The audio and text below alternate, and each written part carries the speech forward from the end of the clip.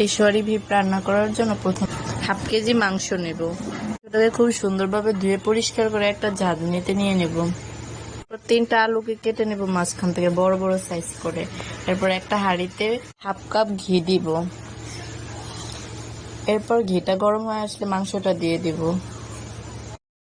মাংসটাকে ঘির ভিতরে খুব সুন্দরভাবে ভেজে নেব।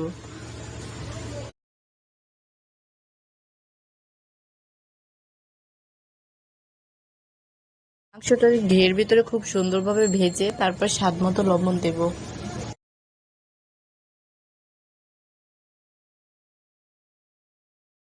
এরপর নেড়ে চেড়ে 4-5টা কাঁচামরিচ দিয়ে দেব। এরপর একটা ঢাকনা দিয়ে ঢেকে দেব। এরপর আলু দিয়ে দিব।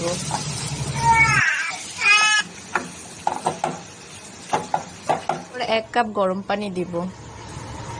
আপনারা চাইলে একটা আটাকে গুলিয়ে তারপরে আপনার ঢাকনা চারপাশে দিয়ে দিতে পারেন, কোনোভাবে ভাপটা না বের হতে পারে। চুলার আঁচ একেবারেই কমিয়ে দিবেন, তারপরে আপনার এটা আস্তে আস্তে হয়ে যাবে। এভাবে করলে মাংসের টেস্ট আরো ভালো আসে। এরপর মাংসটাকে খুব সুন্দরভাবে নেড়ে চেড়ে নিব। আলুটা সিদ্ধ হয়ে গেলে, মাংস সিদ্ধ হয়ে গেলে আমি নামিয়ে নিব।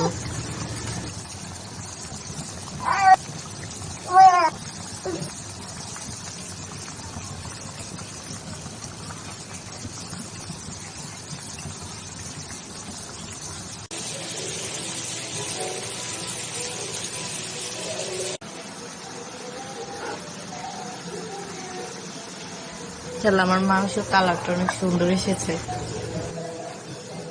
আপনারা চাইলে আরেকটু ঝোল রাখতে পারেন। আমার ভিডিওটি যদি আপনাদের কাছে ভালো লাগে অবশ্যই লাইক, কমেন্ট, শেয়ার এবং সাবস্ক্রাইব করবেন।